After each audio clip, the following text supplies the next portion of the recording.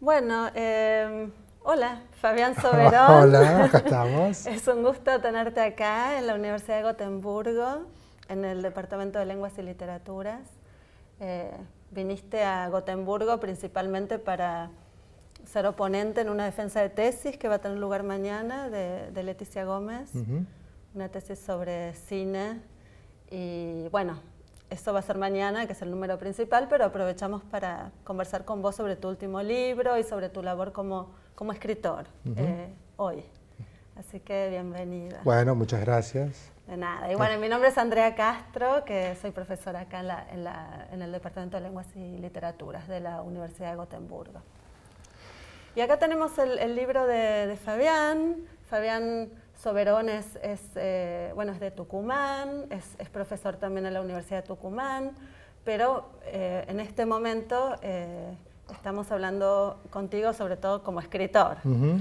Y bueno, el último libro de Fabián se llama Cosmópolis, Retratos de Nueva York, y es un libro, es una especie de caleidoscopio de diferentes imágenes de personajes, sobre todo en Nueva York.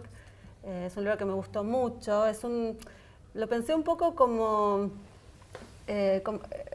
tiene algo de mágico en el sentido de que cada personaje, cada imagen en la que te concentras en cada uno de estos cuadros o de estas crónicas, casi como irradian sentidos, ¿no? Desde el espacio de Nueva York, de la isla, es como que todos estos personajes irradian sentidos como hacia afuera de la isla también, ¿no? Es como una especie de Aleph, se podría decir. Y bueno, y por supuesto lo que veo como que unifica a todos estos personajes no solo es el espacio de Nueva York, sino tu mirada, porque sos vos el que los ve, el que los observa y el que elige el encuadre, como estábamos hablando antes, ¿no? Así que bueno, no sé si querés empezar por contar algo del libro, de cómo surgió, y quizás vas a elegir hablamos de si podías leer algún trocito, bueno, y bueno, íbamos charlando. Bueno, el libro surgió como un proyecto claro, delimitado, antes de hacer el viaje. Yo antes de Cosmópolis había publicado un libro que se llama Ciudades Escritas. Ese libro se podría haber subtitulado Retratos de diversas ciudades de Estados Unidos, aunque el subtítulo es Crónicas desde Nueva York, porque la idea en ese libro fue precisamente escribir a partir de distintos desplazamientos en Estados Unidos, en ciudades del este y de la costa oeste en California, ¿no? Justamente lo que hice fue escribir distintas ciudades, como ciudades de Vermont, Boston, Nueva York inclusive, Los Ángeles, San Francisco, ¿no? Y hay crónicas, San Diego, de distintas ciudades de Estados Unidos. Y digo, a partir de esa experiencia de viaje y de escritura, es que surgió la posibilidad de ir a Estados Unidos, a Nueva York, y yo ya ahí tuve el programa de escribir la ciudad de Manhattan con un objetivo, yo diría, claro, al principio, que era escribir sobre las historias mínimas, no sobre los grandes íconos de la cultura de Nueva York, ¿no? O sobre los hechos reconocidos, no solo por los turistas, sino también por aquellos íconos que son destacados en los libros de historia, de la cultura, etc., o de la fotografía, sino que mi misión era escribir esas historias que tenían que ver con Brooklyn, por ejemplo, que era el barrio donde yo viví durante 3 meses, y por supuesto con zonas aledañas, con Manhattan por supuesto, pero con distintas zonas o pueblos, barrios de la vida cotidiana, podría decirlo así. Entonces, fue un objetivo desde el principio, claro. Claro, y en esto, al leerlo, lo leí 2 veces, y eso siempre es muy bueno, leer un libro 2 veces, porque es cuando empezás a ver, ¿no? Más detalles, y me di cuenta que en realidad más que los barrios en sí, son personajes en los barrios, y aquí está, ¿no? Las personas. ¿Cómo fue eso? O sea, ¿fue una decisión...?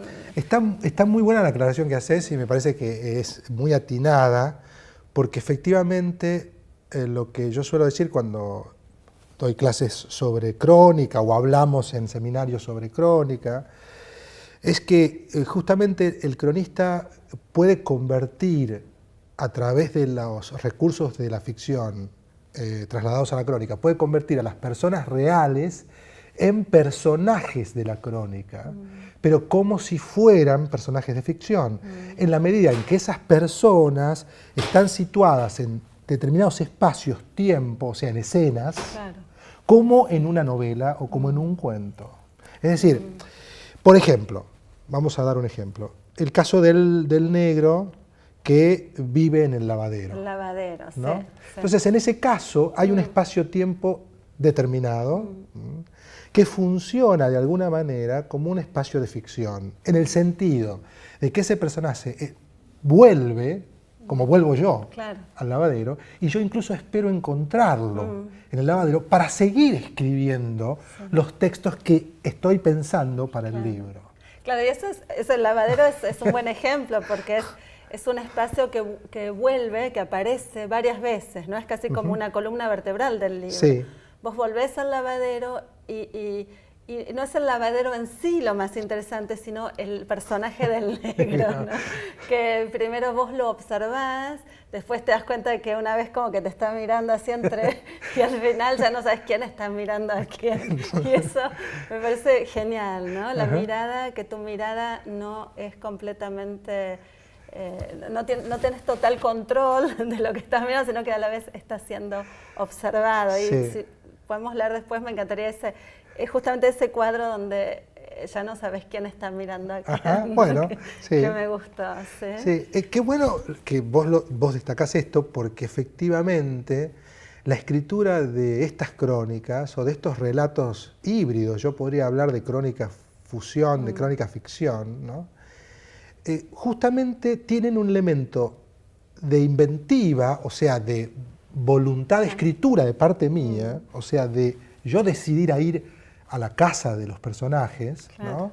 Es decir, a seguirlo al personaje, en este caso al negro, o a la chica que vende helados en Washington Square, o bueno, los otros personajes, pero también está la cuestión de lo que esos personajes me dan sorpresivamente en el transcurso del seguimiento del personaje. Es decir, uno no es completamente libre, como pasa con la ficción, en la que uno puede inventar todo, de acuerdo a reglas, por supuesto, de la propia coherencia de la escritura, pero en este caso el personaje puede disparar zonas inexploradas o circuitos o desplazamientos que no tienen que ver con una decisión mía, sino con la del personaje en sí. Claro. Entonces es como si el personaje tuviera cierta voluntad. Sí, es verdad, como que tiene, y en el caso del negro creo que nunca cruzan una palabra o quizás... No. Pero después hay otros personajes con los que sí hablas, y es más, tomás relatos que te cuentan, sí, ¿no? Como Marisa Bafile o de Guy Murano más bien es la mirada de la escultora, ¿no? Sí, sí. O sea que hay todas estas otras miradas y estos otros relatos que vos de alguna forma fagocitás. Exactamente. Incluís en estos... o sea que tu mirada es una mirada muy poco, digamos... no sé cómo decirle, hegemónica, es una mirada que realmente incluye muchas otras miradas, ¿no? Y eso me gustó. Qué bueno. De los relatos, sí. Sí, yo quería, o por lo menos tenía esa intención, espero que se haya logrado eso en el libro, mostrar cierta diversidad. ¿Sí? Nueva York es, por supuesto, una ciudad cosmopolita y es una ciudad donde tengo la impresión, y tuve la impresión, de que circulan muchas historias, como en cualquier ciudad en realidad, más allá de que sea cosmopolita o no, pero en este caso la diversidad también tiene que ver con esto que vos mencionabas, la diversidad étnica, ¿no? La diversidad religiosa, la diversidad política, ¿no? Sí. Es decir, yo recuerdo haber estado sentado al borde de la biblioteca pública de Brooklyn y pasaban los judíos que salían del templo a preguntarte si eras judío, para en ese caso entablar la conversación para que vayas al templo, ¿no? Y eso es fascinante, sí, digamos, ¿no? Es decir, digo, en mi caso lo digo con todo respeto, pero hablo desde mi condición de agnóstico, es decir, de alguien que no profesa una fe, pero ahí también uno puede, en el subte, por ejemplo, hay un texto, de hecho, sobre el subte de Atlantic City, que está en Brooklyn, que es un centro, digamos, del subte, porque por ahí pasan muchas líneas, ¿no? Sería como Korswege, claro, del subte. Y ahí justamente se están apostados distintos cultos, digamos que varios, están uno al lado del otro, ¿no? Los judíos, los musulmanes, etc. Esperando a ver a quién claro, puedan invitar. como si ofertaran su fe, sí, ¿no? Sí, está bueno eso. Qué bueno. Bueno, vos, no sé, trajiste una película, no sé si la querés mostrar primero o seguimos charlando, no sé bien. Bueno, me parece oportuno que la veamos. Sí, ¿no? Sí. Bueno. Bueno, la mostramos. No sé si es una película, quisiera comentar esto, y quiero agradecer públicamente a los realizadores, porque es una película que fue hecha especialmente a partir del libro, toma dos relatos del libro, uno que ocurre en el lavadero precisamente, y el otro que tiene que ver con un boxeador, bueno, un boxeador simbólico, digamos, alguien que boxea, que está perturbado y que boxea solo, ¿no? Que está en la vereda de un McDonald's. Sí, como bailando. Claro, como bailando. Y el corto, perdón, fue realizado por Franco Mirra, que fue el director, Leandro Herrera, que fue el que hizo la edición, Alex Gersman, que actuó, hizo la actuación, y Damián Paz, que hizo la música original. Es una película muy breve, de 4 minutos.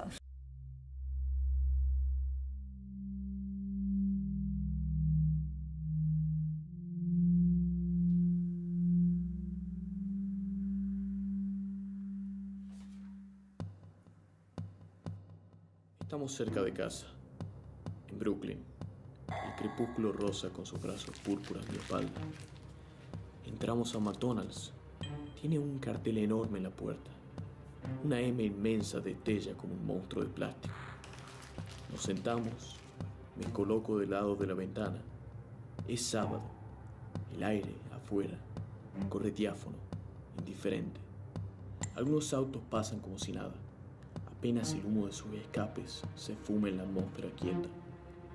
De pronto, alguien se asoma a la vereda.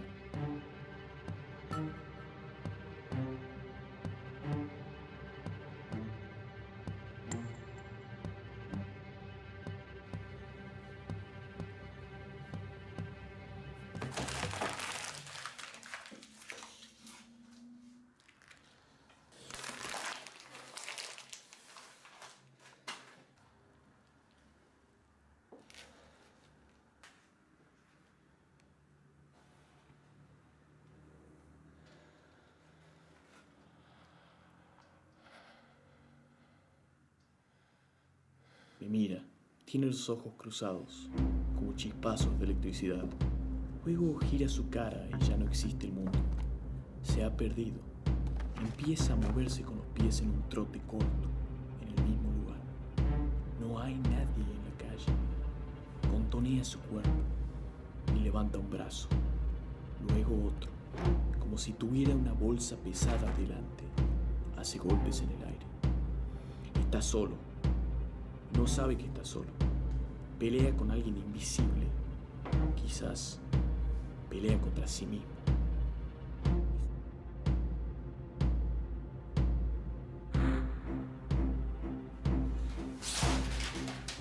Es uno de los cientos hombres. Los golpes secos, porfiados, hunden la silueta en un clima de película. Golpea y golpea en el vacío. Trota, murmura detrás del vidrio. Salta, boxea, lucha en vano por la vida. El lavadero está vacío, solo está la mujer que atiende. Entro, pongo la tarjeta, marco las opciones, me siento. Hay un silencio estremecedor entre el negro de las trenzas pegadas a la cabeza. No viene a lavar, viene a conectarse con el mundo. Vive solo. El lavadero es su ancla existencial. No lee, no escucha música, solo mira televisión y conversa con la gente.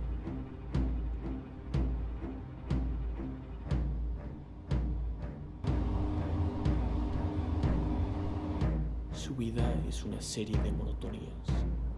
Quizás ha dejado a una mujer o ella lo ha abandonado. Vive como un sobreviviente. Se atiene a los actos rutinarios y mínimos.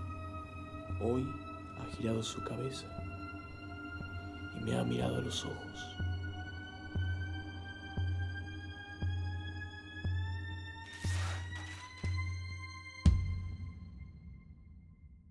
No pueden entender el sentido final del viaje o de la vida. Y pensé en el monstruo infatigable del tiempo, en sus travesuras absurdas, en cómo los días nos devoran como diminutas piezas de un laberinto irreal. Si pudiera retener uno solo de esos instantes imparables, la daga invisible del tiempo se convertiría en una esperanza. Y eso es lo que pido.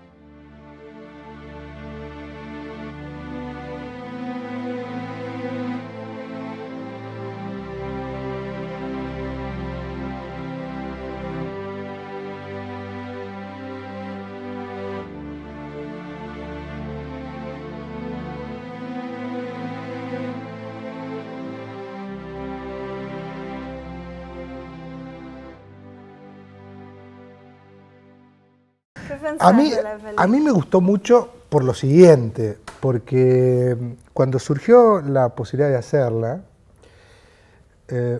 si hay algo que yo tenía claro qué es lo que no quería que se hiciera, y es que se hiciera un relato fiel, digamos.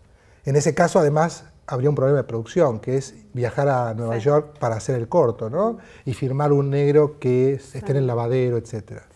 Pero además eso yo no quería. Quería, por lo menos eso fue lo que le transmití al director de la película, quería que hicieran una interpretación y que esa interpretación fuera libre y que pudieran hacer algo que pareciera o que estuviera cercano a la ficción, aunque claramente está basado en el libro. Entonces, en ese caso se cambiaron todos los escenarios, ¿no? Y se cambiaron incluso algunas ideas y se puso como personaje una escena, o mejor dicho, como escenario y como personaje, algo que no está en el libro, que es la idea de un escritor que está torturado, que en este caso vengo a ser yo, pero que en realidad no hay ningún texto en el libro que haga alusión a eso, ¿no? No, hay partes del libro donde haces alusión a estados, quizás de la sensación de sinsentido, la sensación de, ¿no? Pero eso no tiene que ver cuando escribo. No tiene que ver con la escritura, ¿no? No. Así que, sí, fue interesante, me hizo pensar, no sé por qué, será porque estuve trabajando un poco con el cuento Casa Tomada, y hay algo, porque es el espacio ese cerrado. Y con la cosa un poco angustiosa, ¿no? Pero bueno, también me gusta porque se ven como elementos del libro, la máquina de lavar, ¿no? Que es el lavadero, y el que baila y boxea, pero en un contexto completamente diferente. Y ese espacio, la biblioteca esa llena de libros que casi que parece que se te van a caer encima, y que de hecho se le cae encima algún libro. Sí, hay algo interesante, sí, interesante justamente, ¿no? Salir del espacio abierto de la ciudad al espacio cerrado. Bueno, justamente, ¿no? Tengo que decir que los escenarios son de mi casa. Son todos. Estaba pensando, qué linda casa. ¿De quién será? La biblioteca es la mía y la cocina donde están las ropas es mía. Vimos algunos títulos ahí ya, ¿no? Vimos a un Rancière y a una que otra cosita. El de Vargas Llosa sobre Onetti. No. Es una buena pregunta. Es una buena pregunta. La muerte del padre o algo así, ¿no? Bueno, sí. Bueno, se pueden hacer lecturas sobre los libros que caen. Sí, justamente.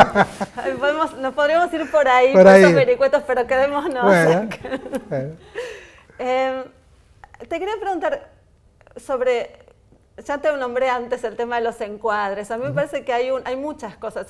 No podemos hablar de todo porque, bueno, se nos va el tiempo, pero hay una parte donde hablas de los encuadres que se llama Foto, Pintura y Encuadre, ¿no? La página 35, que a mí me pareció que tenía, de alguna forma, son este tipo de textos, hay diferentes tipos de textos en el libro, ¿no? Hay algunos que son como un poquito más como reflexiones casi teóricas sobre cuestiones que tienen que ver justamente con la mirada, y este es uno, ¿no? De esos.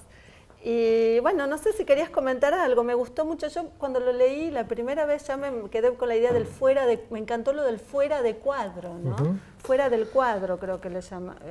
Sí, sí.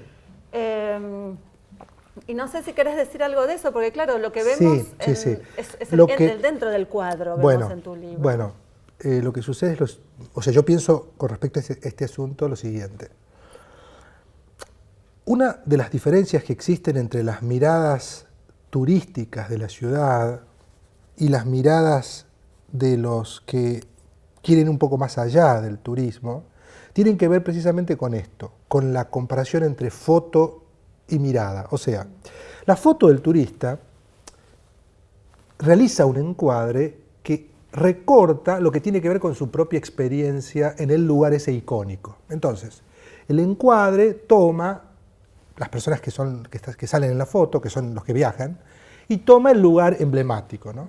Ahora bien, cuando ese lugar emblemático está fuera de contexto, vista la foto en un lugar por alguien que no conoce el lugar, la foto está cargada de una emocionalidad, digamos, que tiene que ver con la emocionalidad, la emoción, la carga emocional de aquel que viajó y que le otorga a ese encuadre un plus. Ahora bien, si algún cronista escribiera solamente sobre la experiencia del encuadre del turista, tendría un grave problema, que es que esa experiencia solo es válida para el que viajó y no puede ser compartida por, en este caso, los que miran la foto o los que leen la crónica. Entonces, el cronista, en realidad, creo yo, trabaja no solo con el encuadre del turista, sino con el encuadre del cronista, que sería aquel que toma también lo que está fuera de cuadro. O sea, toma los recorridos, los discursos, las ideas, los espacios que no están en el encuadre. Aunque el texto se encuadre en un rincón de esta sala o en un rincón de Gotemburgo, en una Platzen, ¿no? Sin embargo, el texto debería poder transmitir aquello que rodea la Platzen. Entonces, acá hay una especie de teoría de la crónica, ¿no? Claro, justo veo que estamos entrando en ese tema. Pero quiero decir, teoría crónica, por supuesto que no le quiero atribuir a nadie, ¿no? Ni quiero culpar a nadie de lo que yo pueda decir. Sencillamente que me parece que de esa manera es que uno puede o quiere escribir determinadas percepciones de la ciudad o de las ciudades. No con el encuadre del turista, sino con el encuadre que incluye el fuera de campo o el fuera de cuadro de aquel que piensa o mira la ciudad de otra manera, digamos. Porque la mira para escribir, la recorre para escribir. Entonces la escritura funciona como un disparador muy fuerte, donde siempre que se mira lo que se mira y lo que no se mira. Claro, y esa es mi sensación, eso es lo que yo te decía al principio, esa cuestión de que hay como que hay algo que irradia hacia afuera, hay como una fuerza centrífuga a partir de cada porque el texto tiene valor, me parece, valor literario quiero decir, a partir de que incluye lo que está en cuadro, o sea, lo que se ve en cuadro, lo que estaba mirando el cronista cuando escribe, y lo que no ve, pero que también percibió antes o después de la escritura.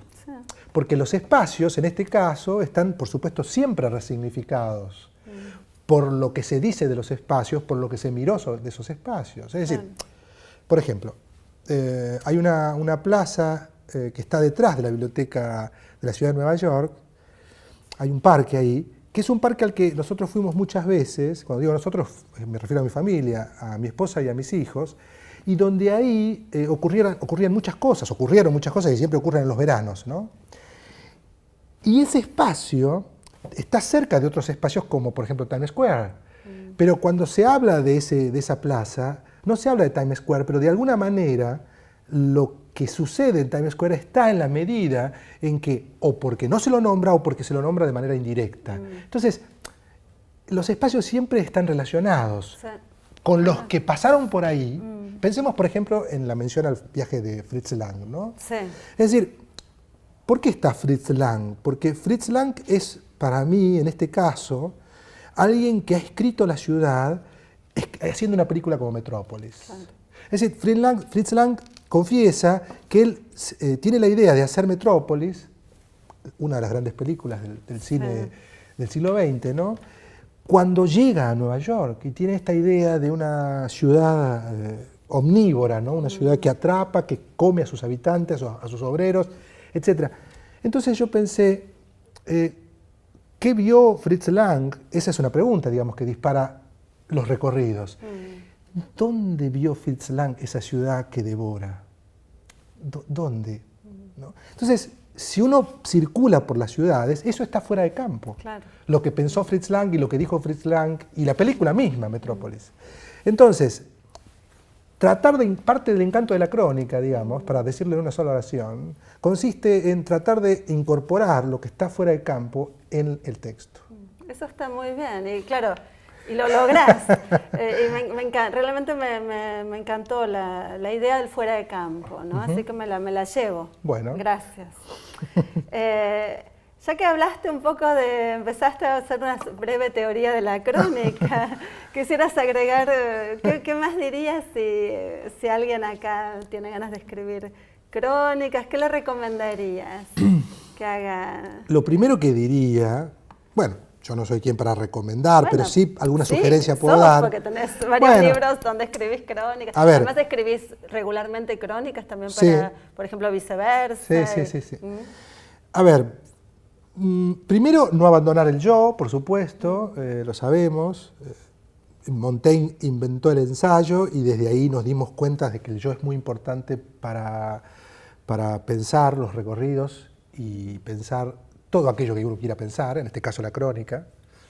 Inventó el yo como centro de la subjetividad que está en el texto, quiero decir, que no lo desplaza. Y digo esto porque yo concibo a la crónica como un espacio diverso, donde se mezclan géneros y donde la filosofía tiene lugar. Sí. Entonces, para mí la crónica sería una forma privada de la filosofía. Es decir, yo no descarto ningún discurso en la crónica. No me parece que la crónica sea un género menor. Todo lo contrario.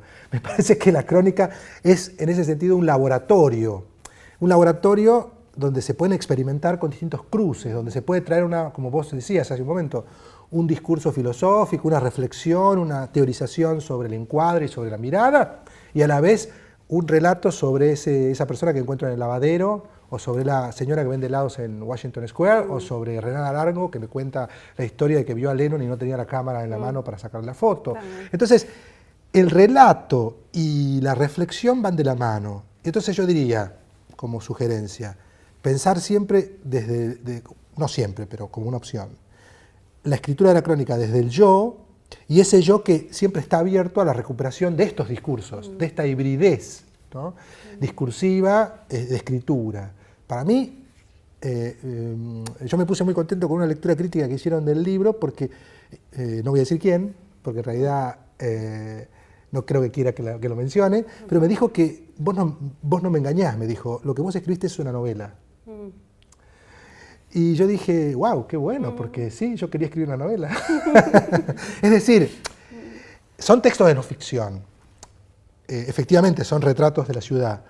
Pero yo quería que los personajes entraran y salieran del libro, como vos notaste, el negro o Renan u otros, que entran y salen porque aparecen y reaparecen, ¿no? Entonces la idea es que sean personajes, pero de no ficción, que se van uniendo en las distintas historias.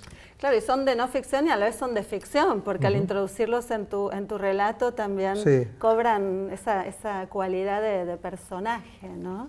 Así que sí, es también ficción, lo leo así yo también, ¿no? Sí, bueno, no sé si te gustaría leer algún trozo breve. Voy a leer, si te parece bien, el primer texto, el que abre el libro, que se llama Las Islas. Esta isla tiene en su seno las islas infinitas, las antiguas, la isla de Creta y el laberinto, el minotauro que vuela entre los rascacielos, la isla de Patmos y el profeta Juan que sueña el Apocalipsis y camina por la Quinta Avenida, las islas Malvinas y los soldados que mueren en las trincheras del Central Park, llenos de barro y de árboles helados, la isla del tesoro, todos los tesoros son mortales, la isla de los cubanos que buscan su patria en vano, las calles de Puerto Rico y la lengua musical que suena en las esquinas curvas, los contornos, el cielo rojo de verano no es poesía, la geografía del agua, el reloj de los pensamientos. El centro del mundo es una isla, el corazón de los traidores es una isla, el secreto de todo es una isla invisible. El mundo es un continente, el centro es una isla. El haiku es una usina y el centro de la poesía. La naturaleza es Dinamarca y una cárcel. Los ojos miran el poniente en el Hudson. Mis ojos son un reflejo turbio. Mi corazón late en Manhattan. Es muy lindísimo, es como un poema. O sea, esta introducción al cuento, ya te pone, al cuento, a la novela, no sé, al libro, no sé ya qué decir, ya te pone como en un modo poético, ¿no? Esa acumulación de cómo va variando la idea, me encanta, ¿no? Bueno, esto que decís me pone muy contento que lo relaciones con la poesía, porque sin duda alguna, y no tengo miedo al énfasis, el género mayor es la poesía. Sí. Entonces, Sí. si el texto despierta, en este caso en vos, ¿no? Y en alguien que pueda leer el libro, la relación con la poesía, bueno, es eso, ¿no? Sí, creo que sí, y es así, ¿no? Y eso es lo tan, o sea, algo que me resulta interesante, porque en la primera leída casi que no me di cuenta, ¿no? De eso, entré más como en la cuestión de las crónicas, como mirando cada cuadro de por sí, y en la segunda leída empecé a identificar, y eso es lo tan importante de las segundas lecturas, ¿no? Como este primer, porque además el primero lo leí en la computadora, que además realmente no. O sea, el segundo lo leí así, y ya es otra cosa, ¿no? Pero además este primer texto es muy importante es como el portón que te hace entrar al resto, ¿no? Si lo lees así en este orden, no sé, por ahí alguien lo lee en cualquier orden, pero digamos si lo lees en el orden en que está, y por supuesto que ya te pone en un modo muy literario, muy, como vos decías antes, estas son crónicas, pero son también ficción, te ponen muy en el modo de la ficción o incluso de lo poético, ¿no? De lo que de los diferentes niveles, de lo simbólico. Bueno, mi vocación cuando quería escribir este libro, digamos, era justamente el cruce de géneros, ¿no?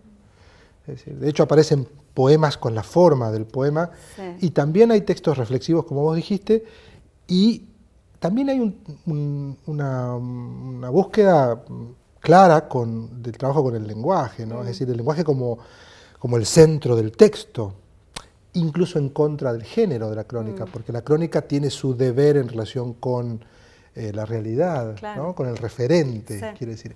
Sí. Y yo decía en un reportaje que justamente una primera relación del texto de la crónica, en mi caso, es con el referente. Pero una vez que ese texto yo escribí la primera versión, luego el texto prescinde del referente, sin traicionar, ¿no? Pero sino que hay un trabajo claro con el lenguaje, fundamental, como si fuera un poema, o como si fuera un texto poético. ¿No? Sí, y eso se ve en varias partes, ¿no? Bueno, en muchos de los, no sé cómo llamarlos, de los textos o de los...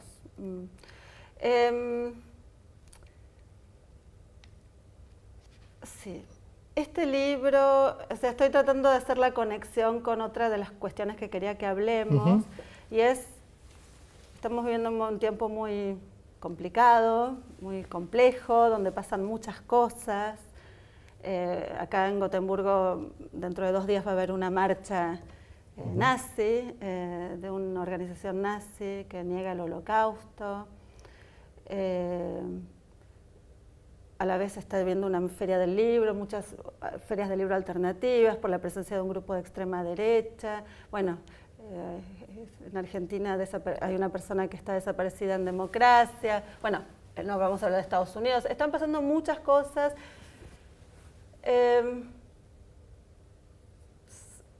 ¿Cómo pensás el rol? Ya sé que es una pregunta muy difícil, ¿no? Pero ¿cómo pensás el rol de la literatura en este mundo en el que estamos viviendo? Bueno, yo creo que en este libro hay una reflexión, podríamos decir así, indirecta sobre el lugar del nazismo en la sociedad contemporánea, porque hay que decir que están Fritz Lang como personajes, Fritz Lang y su esposa, que fue Thea von Harbou, que fue guionista de la película Metrópolis, mejor dicho, fue la escritora de la novela en la que se basó la película. Y hay que decir que ese matrimonio, que estuvo constituido por Fritz Lang y Thea von Harbou, bueno, fue un matrimonio mixto. Él era judío y ella después se afilió al partido y escribió guiones, digamos, e hizo un cine nazi. Entonces, cuando yo introduje un texto que se llama así, Thea von Harbou, que es un poema además, escribí un texto conjetural al modo de Borges y de Kipling, como decía Borges, Kiplingo, ¿no? Porque los argentinos castellanizan todo y le llaman Kiplingo, ¿no? Bueno, de Kiplingo, que tenía este modo de la escritura de un yo, donde se conjetura que ese sujeto es el que escribe, cuando en realidad el que habla es Thea von Harbou, en este caso. O sea que, bueno, y yo introduje esos textos, tanto la referencia a Fritz Lang como a von Harbou, porque la amenaza, digamos, de la extrema derecha está latente, está presente en realidad, no está solo latente, sino está presente. Y si bien Nueva York, en este caso, porque tienen que ver con los retratos de Nueva York el libro, obviamente, pero en este caso no es una ciudad de extrema derecha, donde la extrema derecha tenga un lugar claro, pero sí es cierto que, aunque yo en ese momento no sabía nada de que Trump iba a ser el presidente de Estados Unidos, claro. Sí es cierto que hay una especie, digamos, de muy velada, en otros casos no tan velada, exclusión e intolerancia hacia la diferencia. Yo en varias notas, o incluso en algunas críticas del libro, vi la cuestión, y yo mismo dije, la cuestión de la diversidad en Manhattan, la heterogeneidad. Pero es cierto también que los distintos grupos étnicos o religiosos, etcétera, viven en guetos o viven en espacios que son autónomos y que a veces no tienen relación entre sí, y que es cierto también que hay una diferencia que tiene una jerarquía. No es lo mismo el ciudadano blanco nacido en Estados Unidos que el puertorriqueño que trabaja en el bar limpiando las copas, o el mexicano que, hace el trabajo sucio, ¿no? O el negro nacido en Estados Unidos. Ayer vi la película I'm Not Your Negro sobre James Baldwin y es realmente fuertísima, aunque ya lo sabemos, pero igual verla es otro recordatorio. Bueno, entonces yo trabajé en el libro, para hablar del libro y para tratar de responder a tu pregunta, que por supuesto es una pregunta muy amplia y difícil de abarcar, ¿no? Imposible, digamos. Pero bueno, estoy intentando una respuesta. Digo, trabajé esto, o sea, puse ese texto, porque si hay algo que a mí siempre me persigue, es el fantasma ese del nazismo. Pero podríamos ver en el nazismo, que es real además, pero digo, metafóricamente también los distintos grupos de intolerancia y de rechazo al otro. Entonces, en Nueva York eso sí se percibe, digamos, la atomización de los grupos y la separación, a pesar de que hay una gran heterogeneidad y de que hay y que eso es extraordinario, digamos, una ciudad donde conviven, pareciera que es la capital del mundo en un momento, en un punto, ¿no? Sí. Esta idea, pero al mismo tiempo hay eso. Y me parece que, para responder desde otro lado a tu pregunta, que la mejor manera que tiene un escritor de hablar de política es hablar de una manera no pedagógica, en los textos, ¿no? Y ahí retomo una idea de Abelardo Castillo, cuando él decía, bueno, a ver, una cosa es lo que yo escribo y otra cosa es el hombre de carne y hueso, que soy yo que habla de política.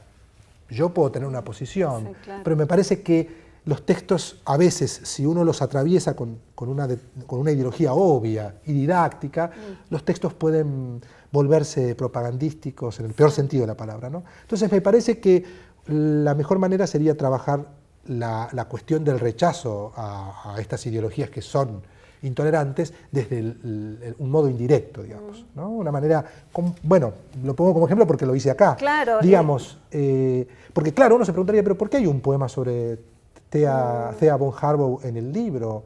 ¿Qué tiene que ver ella con...? Bueno, porque tiene que ver con Fritz Lang, y Fritz Lang filmó precisamente varias películas en Alemania y después en otros lados, pero en Alemania filmó M, el vampiro de Düsseldorf, por ejemplo, sí. Y se leyó esa película después como una película que anticipaba las hordas que perseguían después a los judíos. Quiero decir, y de hecho al principio del libro hay una referencia a las películas de Fritz Lang. Sí, es uno de ¿no? los primeros nombres que, si no es el primer nombre que mencionas, Sí, ¿no? sí, sí. Fritz Lang en el segundo cuadro o texto. Sí. Sí. Entonces digo, bueno, esta es una lectura que acá se actualiza de una manera tremenda.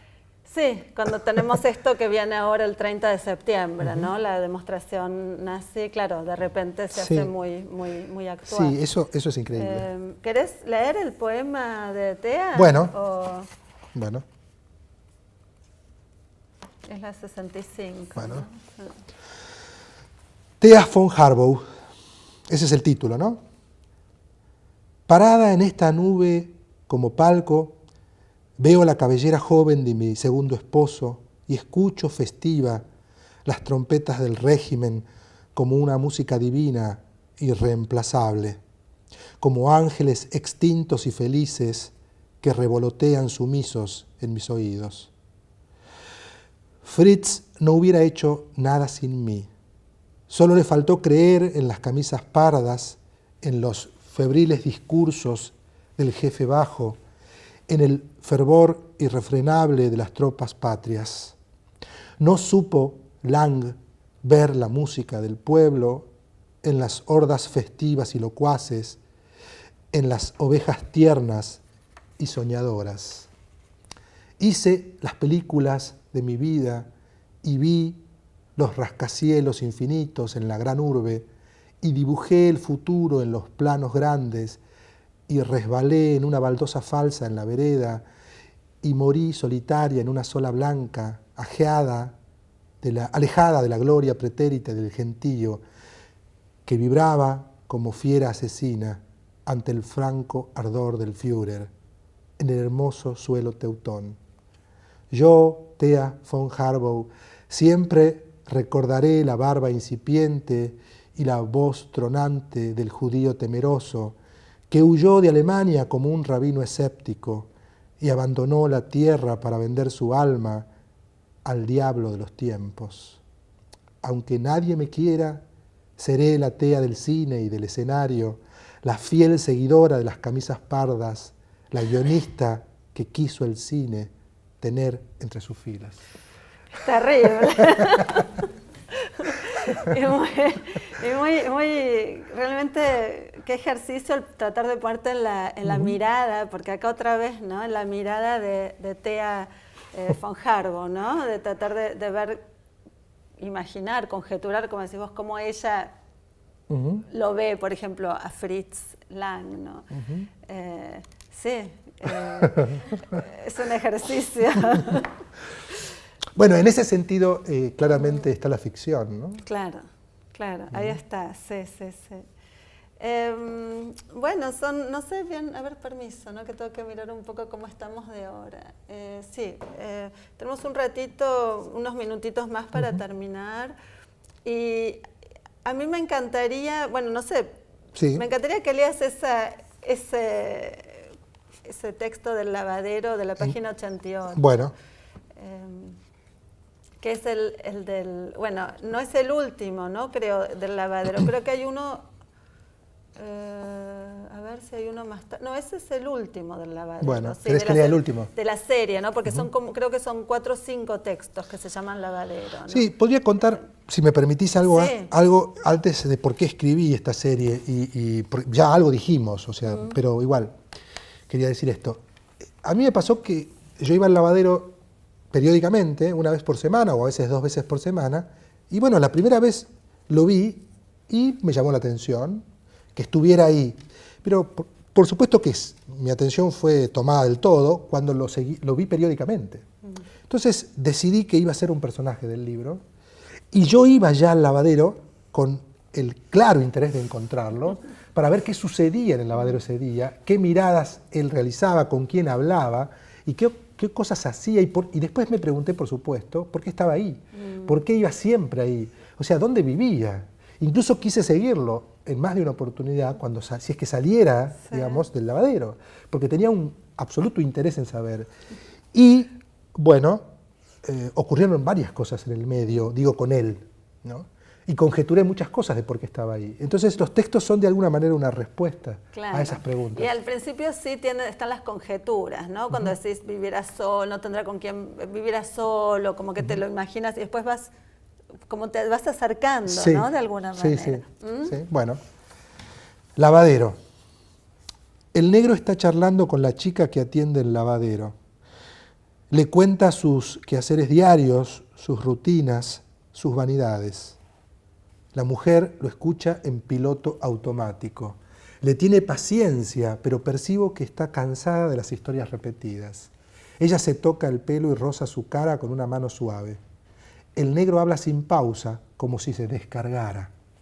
Me levanto del banco, pongo la ropa a lavar. El jabón que cae es una catarata azul. Me meto en el movimiento. Veo cómo gira el tambor del lavarropa. Es un túnel del tiempo. Reviso los días con pasión de entomólogo. Los paseos, las calles de la ciudad, los rincones oscuros, el ruido del tren cuando frena, las cúpulas inútiles. Vuelvo al asiento. El negro está tirado, dormido, en el sillón de masajes. Ronca. Los otros circulantes solo leen una revista vieja o pasan la cabeza por el televisor. El negro ni se inmuta.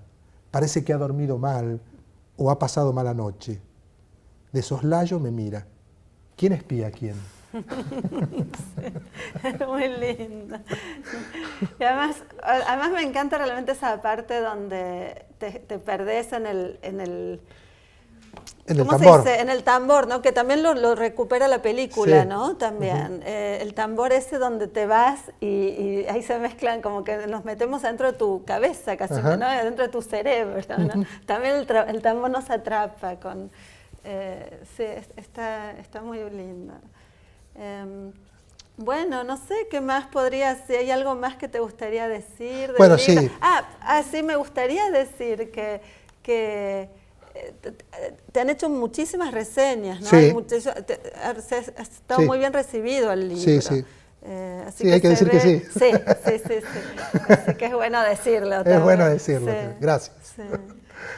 No, ¿y querías decir algo? No, quiero agradecer a vos por la disposición y el tiempo. La verdad que valoro muchísimo, ¿no? Porque además lo leíste a conciencia y lo leíste muy bien y hiciste un trabajo. Y bueno, por supuesto que lo mejor es que te haya gustado el libro, porque si no hubiera sido un papelón tener que presentar un libro que no te gusta, ¿no? Pero también quiero agradecer la oportunidad al espacio de la universidad, porque es cierto lo que vos decías. Mañana es la defensa de la tesis de Leticia Gómez y ese es el objetivo del viaje, pero me permite esta posibilidad de presentar el libro acá y de difundirlo, ¿no? Sí, además, claro. Esto va a ser grabado y se va a poder difundir aún más. Y bueno, la verdad que estoy muy contento con eso y agradecerle a Ana Forné también, a María Clara Medina, ¿no? Porque realmente... Que son las que te trajeron aquí, ¿no? Bueno, las que te entonces por eso estoy realmente muy agradecido, porque hay que atravesar muchos kilómetros para estar acá.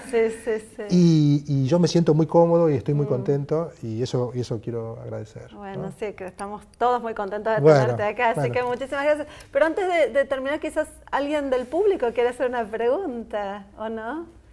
Me pareció que había alguien que quería... Me gustó mucho lo que leíste primero, porque pienso que hace muy buena referencia el título, lo de Cosmópolis, ¿no? Que integraste partes de Argentina, de las Malvinas, siempre con Nueva York. Y así me gustó mucho. Eso despierta el interés de verdad de querer leerlo. Qué bueno. Lo digo por si el micrófono no lo agarró, ¿no? Dice una persona del público que le gustó mucho cómo relacionas las diferentes islas, los diferentes espacios, las Malvinas, Nueva York, y que eso le despertó el interés de leerlo. Bueno, buenísimo. A ver, Ana. Sí, sobre lo que dijiste al dar una recomendación a las personas a quienes les gustaría escribir una crónica, hiciste primero hincapié justamente en la subjetividad. Y mi pregunta es, o sea, tradicionalmente la crónica es un género que como que brota del sujeto, o es más bien una mirada más objetiva, porque yo muchas veces asocio la crónica con el periodismo, que después va tirando a diferentes lados, al testimonio, a Sí. otros géneros lindantes. Entonces, ¿por qué justamente esa recomendación? Es la nueva forma de crónica que se ve hoy en día en diferentes medios, etiqueta negra, y no sé, hay varios lugares donde se publican muchas crónicas, ¿no?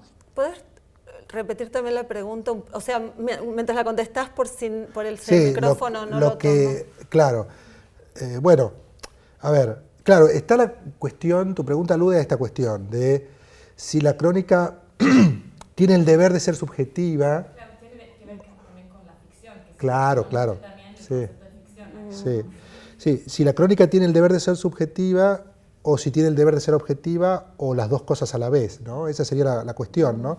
Si la crónica puede apelar al sujeto y a la subjetividad, dejando de lado la referencia en algún punto al acontecimiento o a los hechos de la realidad.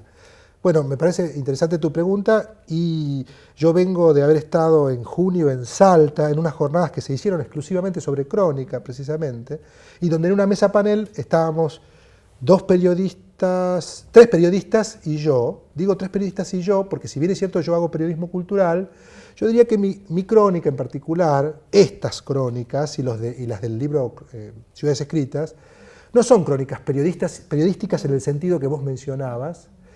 Es decir, si bien es cierto, hay un compromiso, una relación con la realidad, porque efectivamente ese negro existe, el negro de Brooklyn que aparece en el lavadero y que aparece retratado acá en el libro.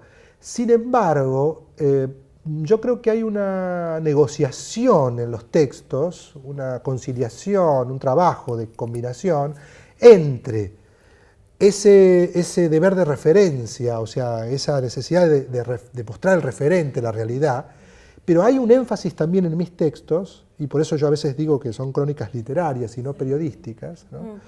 Hay le doy un lugar muy importante al yo, y a ese yo que especula sobre lo que ve, ¿no? Entonces, por supuesto que esto tiene que ver, lo que estoy diciendo, con una serie de cronistas que están haciendo esto hace mucho tiempo. Si pensamos, por ejemplo, en Leila Guerriero, en Julio, claro, Cristian Alarcón, bueno, entonces, perdón, termino con esto. Sí. Obviamente que ahí hay un límite difuso que genera resquemor, que genera incluso tomas de partido, porque en esa misma mesa de Salta, cuando vean este video se van a enterar mis compañeros de mesa, había posiciones encontradas, ¿no? Incluso el querido Martín, que estaba ahí al lado, en un momento dijo, bueno, hay algunos escritores o periodistas que toman a la crónica como un laboratorio, y hacía 2 días habían publicado un reportaje que me habían hecho a mí, donde el título decía "La crónica es un laboratorio". ¿No? Entonces, bueno, él fue muy amable y yo lo aprecio mucho, y lo digo con sinceridad, y él sabe que es así, Martín. Pero claramente le estaba haciendo alusión a lo que yo había dicho, y él lo dijo para decir que no estaba totalmente de acuerdo, ¿no? Pero también pienso en la crónica como género más, o sea, del siglo XIX, sí, ¿no? Claro. O sea, las crónicas urbanas, donde realmente la mirada del cronista es fundamental, ¿no? Esa visión, esa perspectiva subjetiva, digamos, ¿no? Una mirada subjetiva y apreciativa también de lo que ve, ¿no? Entonces, hay como una línea desde uno ahí, de mis dioses, además de Shakespeare, es Lucio B. Mansilla. Claro. Es decir, Lucio B. Mansilla es literalmente un genio, digamos. Es decir, las Coserí de Mansilla, ¿no? los textos, hay ese texto de los 7 platos de arroz con leche, por ejemplo, ese texto donde él narra la espera que él hace para que llegue Rosas, que es su tío, ¿no? Para que llegue, y mientras espera, bueno, pasan muchas horas porque Rosas está ocupado, y cuando viene Rosas lo atiende ya de la noche, muy tarde, él ya está muy cansado, está con mucho hambre, Lucio Mansilla, le da un plato de arroz con leche y lo come, y después le ofrece otros platos y come 7 platos. Entonces, pero es un texto fabuloso porque está mostrando, el texto muestra cómo se comporta Rosas como tío y cómo es la situación política, digamos, el lugar que tiene Rosas, pero sin decir nada de eso. Claro, claro, hablando más de su experiencia, su impaciencia, su... Claro, pero uno deduce o piensa, por el fuera de campo, claro, ¿no? Que Rosas está muy ocupado. ¿Y en qué cosas está ocupado Rosas, no? Quiero decir, me parece que uno puede pensar la política, por supuesto que esto es una simplificación lo que estoy diciendo, pero bueno, igual, lo digo igual. Puede pensar la política, porque además sabemos a partir de otros textos, de la época de Rosas a partir de esa crónica de Lucio B. Claro, claro, ¿no? y muchas crónicas de la época que aparecían en diarios y en revistas, bueno, y más tempranas aún, ¿no? Aún.